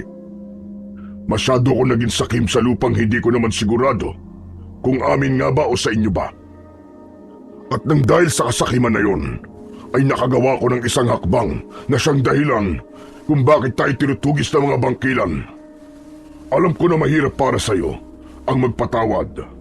Ngunit, hihingin ko pa rin ang iyong kapatawaran at hihintayin ko ang araw na ako'y iyong mapapatawad. Ayoko maging ipokrito sa iyo, Lakay Uban. Oo, tinulungan kita. Pero hindi ibig sabihin nun ay pinapatawad na kita sa iyong mga nagawa sa aking tribo. Maaaring hindi nga kayo ang pumatay sa aming mga alagang hayop at sa aking katribo na si Lakaw.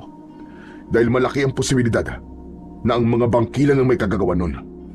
Ngunit, marami pa kayong ginawang hindi magandang bagay sa amin. Magagawa naman kitang patawarin. Ngunit, kailangan mong patunayan muna ang iyong sarili. Hindi lang sa akin, kundi sa aming buong tribo.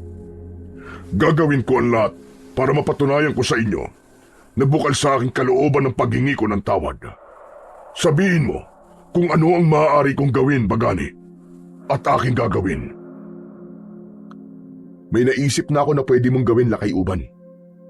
Tinulungan ko kayo kagabi dahil napagtanto ko na iisa na ang ating kalaban ngayon. At sa pagkakataon na to, yun ay ang mga bangkilan. Kaya kung tutulungan niyo ang aming tribo na ubusin ang lahat ng bangkilan sa gubat, ay doon ko lamang magagawang patawarin ka. Kung yan lamang ang paraan para mapatunayan ko ang aking sarili sa iyo, ay gagawin ko, Bagani. Sige, umasa ka. Nakakampi mo ang aking tribo sa pagpaslang sa mga bangkilan. Gagawin namin ang lahat ng aming makakaya para kayo ay matulungan, kahit hindi na kami ganun karami. Mabuti kung ganun, Lakay Uban. Sa ngayon, isipin na lamang muna natin na tayo ay iisang tribo at iisa rin ang ating layunin. Yun ay ang huwag hayaan na maubos tayo ng mga bangkilan. Bagkus, uunahan natin silang maubos bago pa nila yun magawa sa atin. Maraming salamat talaga sa iyo, Bagani. Kung hindi ko pa nakitang nauubos na ng mga bangkilan ng aking mga katribo, ay hindi ko pa mapagtatanto kung gaano ko naging kasama sa inyo. Kaya salamat sa pagbibigay mo sa akin ng pagkakataon na makabawi sa iyo. At huwag mo sanang sasayangin ang pagkakataong ito dahil ito na ang una't huli. Pangako, Bagani, hindi ko kayo bibiguin. Matiim na tinignan ni Bagani si Lakay Uban. Sa mga mata nito, naroon pa rin ang takot sa mga mata ni Lakay Uban. Bakas pa rin sa mukha nito ang labis na lungkot sa sinapit ng tribo nito sa kamay ng mga bangkilan. At nang sandaling yon, unti-unti nang nakita ni Bagani ang dahilan kung bakit kinailangang mangyari ang kalunos-lunos na pagdating ng mga bangkilan sa kanilang buhay. Baka yun ang magiging daan upang mabigyan na ng tuldok ang matagal ng bangayan ng kanilang tribo at ng tribo ni Lakay Uban. Simula noon ay kasama ng nagsanay sa pakikipaglaban ni Bagani ang natitirang tribo ni Lakay Uban. Dahil wala ng sandata si Lakay Uban, pumutol na lamang sila ng mga kawayan at ginawa nila yung sibat. Araw-araw ay nakita ni Bagani ang pagpupursige ni Lakay Uban na mas maging mahusay sa pakikipaglaban. Pakiramdam niya tuloy ay talagang kasapi na ito ng kanilang tribo. Hindi rin ipinakita ni Lakay Uban ang pagiging mapagmataas nito dahil ito ang pinuno ng tribo nito. Natuto itong makisama sa mga katribo ni Bagani at sumabay sa pagkain kahit hindi masarap ang kanilang pinagsasaluhan. Isang araw, habang abala si Bagani sa paghahasa ng kanyang itak sa tabi ng ilog, ay lumapit si Apong Dakar sa kanya. Huminto siya sandali sa kanyang ginagawa dahil naramdaman niyang may sasabihin ang matanda. May kailangan ho ba kayo sa akin, Apong Dakar? Wala naman. Ngunit nais kitang kausapin tungkol kay Lakay Uban. Tungkol po ba ito sa desisyon kong isama sila sa puwersa natin na makipaglaban sa mga bangkilan? Talaga bang buo mo nang ibinigay ang tiwala mo sa kanya? Hindi po buong tiwala ko sa kanya. Ngunit nag-usap na po kami tungkol sa bagay na yan. Sinabi ko sa kanya na kailangan muna niyang mapatunayan ang kanyang sarili para magtiwala ako sa kanya at mapatawad ko siya ng tuluyan. Ngunit, duda pa rin ako sa Lakay Uban na yan. Hindi ko pa rin nakakalimutan ang napakaraming hindi magagandang bagay na ginawa niya sa atin. Naiintindihan ko pong nararamdaman niyo. Ngunit, bigyan po natin siya ng pagkakataon at ang kanyang katribo. Kung sasayangin nila ang pagkakataon na yon, ay nasa sa kanila na yon. Isa pa, kailangan po natin ng dagdag na puwersa upang masiguro natin na mananalo tayo kontra sa mga bangkilan. Hindi tayo makakabalik sa ating baryo kung buhay pa rin ang mga hayop na yon. Sabihin na natin na dahil sa tulong ni Lakay Uban ay matatalo na natin ang mga bangkilan. At pagkatapos doon, ano na ang mangyayari? Babalik na naman tayo sa pakikipaglaban sa kanila sa lupang dapat ay sa atin. Anong pagbabago ang may dudulot ng pagtulong natin sa kanila? Sa totoo lang sa ngayon po hindi ko pa alam. Ngunit isa lamang ang sigurado ko, Apong Dakar. Gusto kong tulungan si Lakay Uban dahil kailangan nila ng tulong. At kung sakaling pagkatapos ng lahat ng ito ay patuloy silang makikipag-agawan sa lupang tinitirahan natin, ay wala na akong pakialam. Ang mahalaga lang sa akin ay tinulungan ko sila. Masyado kang mabait, Bagani.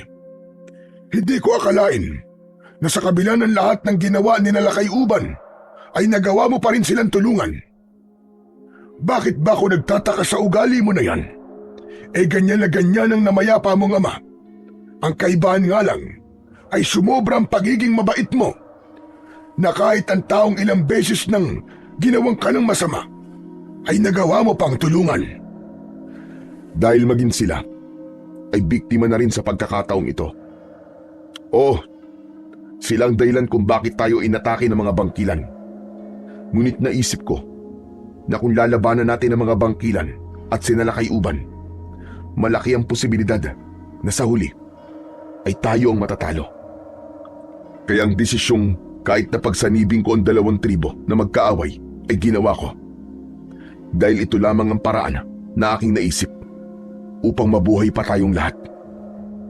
Hindi makapaniwalang napapailing na lamang si Apong Dakar sa sinabing yun ng kanilang pinuno. Tila hindi pa rin ito tanggap ang desisyon ni Bagani. Ngunit inintindi na lamang niya si Apong Dakar at ipinagdasal niya na gaya niya ay makikita rin ito ang magandang dulot ng pakikipag-alyansa ng tribo nila sa tribo ni Lakay Uban. Isang gabi, nagkaroon ng isang pagpupulong sa loob ng yungib, sina Bagani at ang lahat ng kanilang mandirigma. Naroon din sila kay Uban kasama ang mga katribo nito. Nang dumating si Apong Dakar ay napasimangot ito nang makita sina Lakay Uban. Ang akala ko ba ay pagpupulong ito tungkol sa kung paano natin lalabanan ang mga bangkilan?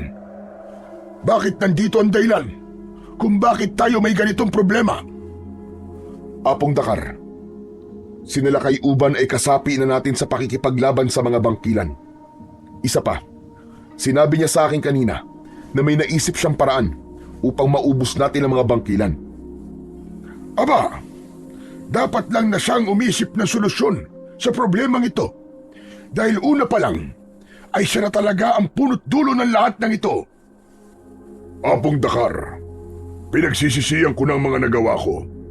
Kaya't nandito ko para makipagtulungan. Tama na muna yan. Simulan na natin ang pagpupulong dahil nasasayang ang ating oras. Lakay Uban, ilahad mo na ang planong naisip mo. Alam ko kung saan naninirahan ang mga bangkilan. Nasabi ko na kay Bagani kung saan ang lugar na yon. Sa gabi lamang sila lumalabas sa yungib na kanilang pinagtataguan. At sa umaga na naman ay namamahinga sila dahil hindi sila maaaring masinagan ng araw. Kapag nasinagan sila ng araw, ay matutupok at mamamatay sila. Yan ang sinabi sa akin ng aking tatay. Ang naisip kong plano ay kailangan natin sumalakay sa mga bangkilan. Doon mismo sa labas ng kanilang pinagtataguang yungib. Kalokohan! Isang pagpapakamatay ang naisip mo, Lakay Uban. Bagani, gawin na lang natin ang plano na isip ko. Isa-isa nating tugisin ang mga bangkilan hanggang sa maubos silang lahat. Apong Dakar, hindi pa tapos magsalita sila kay Uban.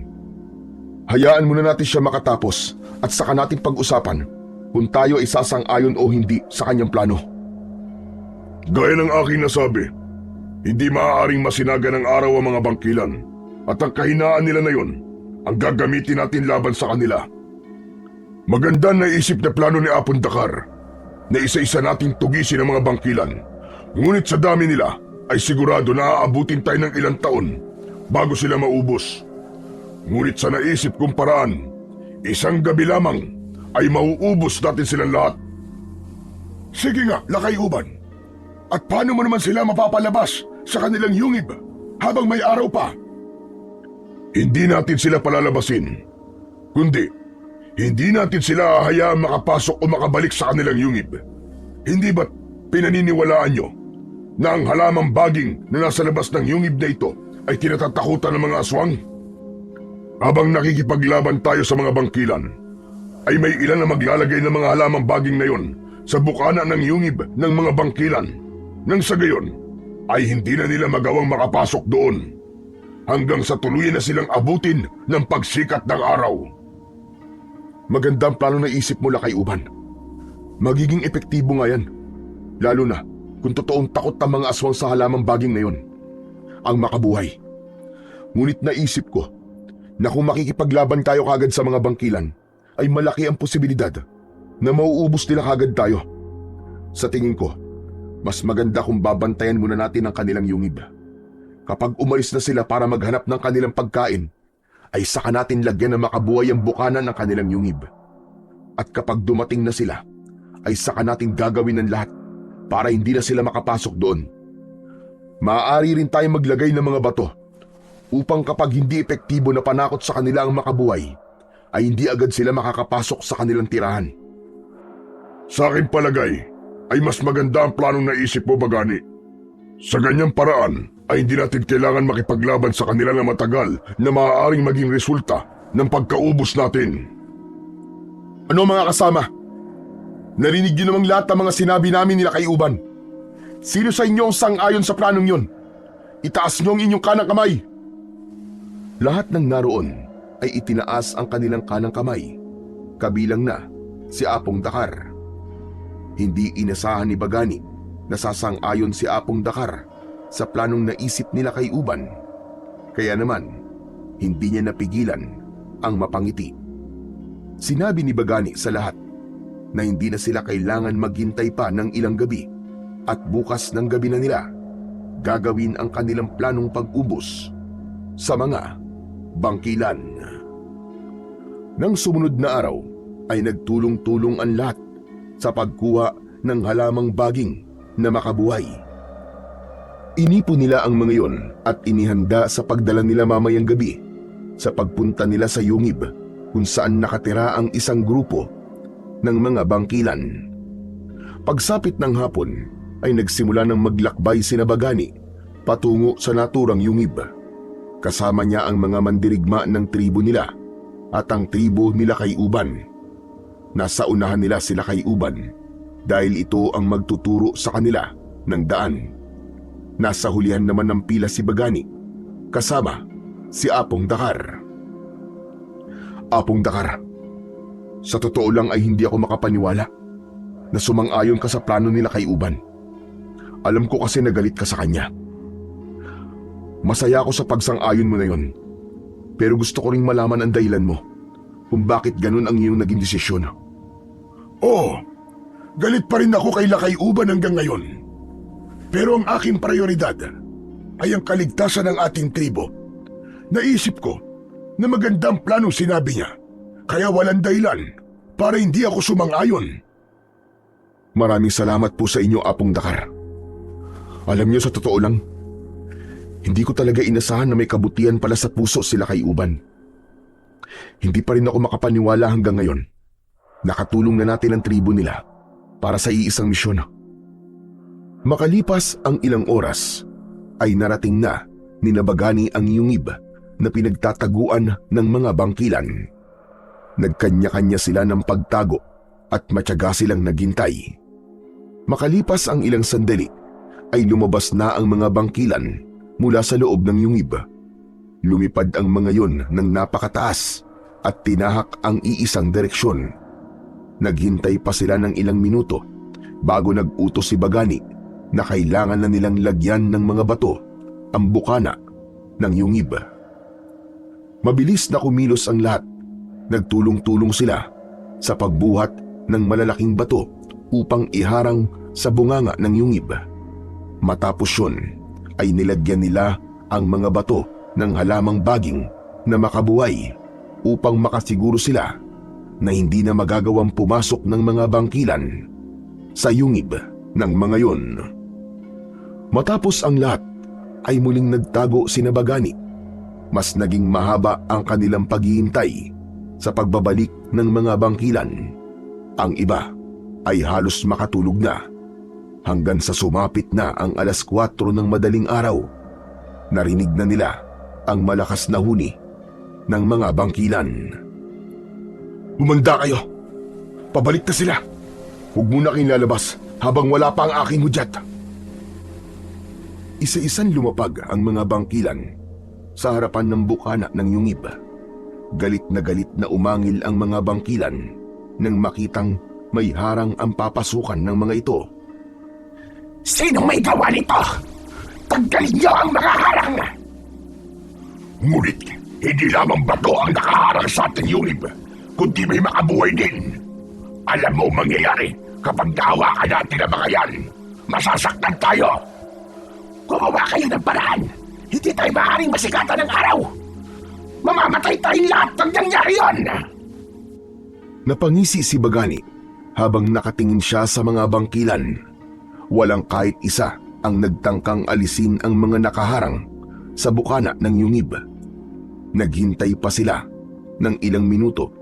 Kung tutuusin, hindi na nila kailangan sumalakay ng sandaling yon.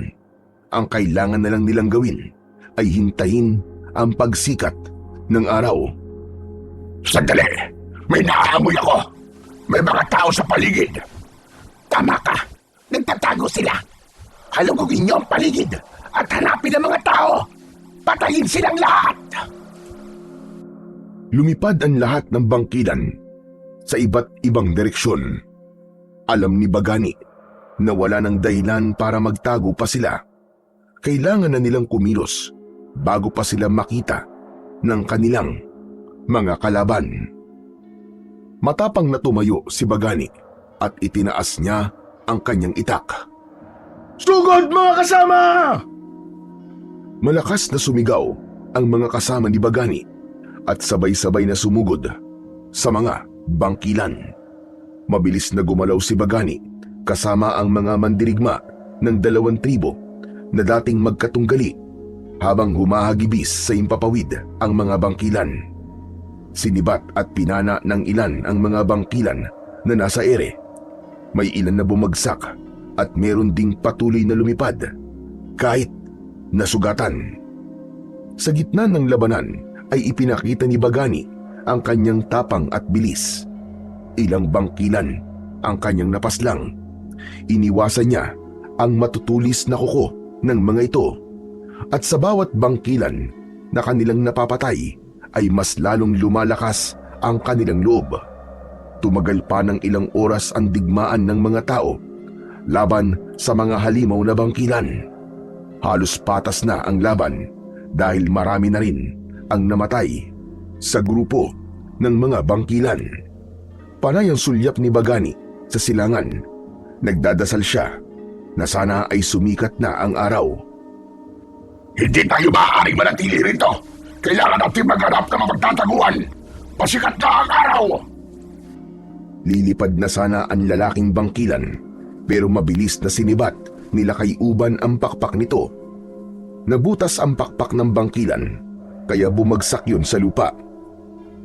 Butasin niyo mga pakpak ng bangkilan upang hindi na sila makatakas! Tinunod ni Bagani ang sinabi nila kay Uban. Pinuntiryan nila ang pakpak ng mga bangkilan hanggang sa nakita ni Bagani ang unti-unting pagsilip ng araw sa silangan.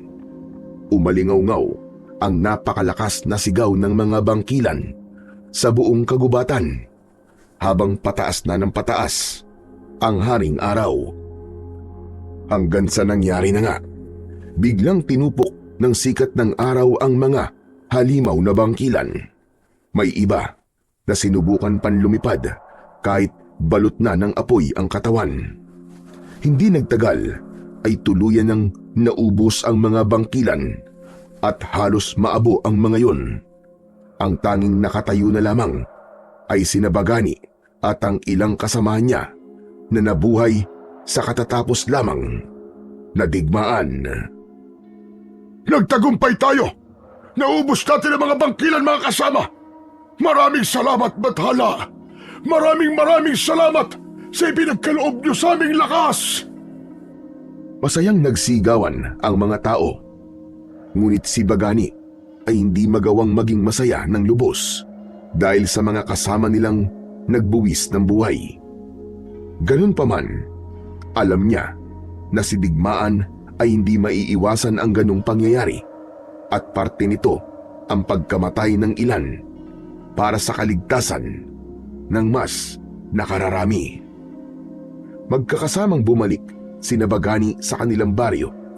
Dala nila ang mga bangkay ng mga mandirigmang namatay sa pakikipaglaban sa mga bangkilan. Binigyan nila ng maayos na libing ang mga yon. Matapos ang paglilibing, ay lumapit sila kay Uban, kay Bagani. Bagani, tapos na ang pakikipaglaban natin sa mga bangkilan. Utang ng aming tribo ang buhay namin sa iyo. Ngayon bilang ganti, ay sumusuko na kami sa matagal na nating laban sa lupang ito. Aalis na kami sa baryong ito at hahayaan na namin na manirahan kayo rito ng matiwasay. Lakay Uban, hindi nyo kailangan umalis dito. Teka, anong ibig mo sabihin? Nagkaayos na ang ating mga tribo, kaya wala nang dahilan pa para umalis kayo. Alam ko na matagal nang naging magkaaway ang ating mga tribo. Pero hindi pa huli ang lahat para magsimula tayong lahat nang magkakasama pa rin sa iisang lugar. Alam ko, Lakay Uban, na mahal mo ang baryong ito dahil kung hindi, ay hinding-hindi mo ito ipaglalaban. Kaya para sa akin, mas makabubuti kung manatili tayo rito. 2 tribo sa iisang baryo. Hindi ba't napakaganda nun? Naluluwang na pangiti si Lakay Uban sa sinabing yun ni Bagani. Hindi na nito napigilan ang sarili na yakapin si Bagani dahil sa labis na kasiyahan. Kaya naman, simula ng araw na yon ay mapayapa nang nanirahan ang 2 tribo sa baryong yon.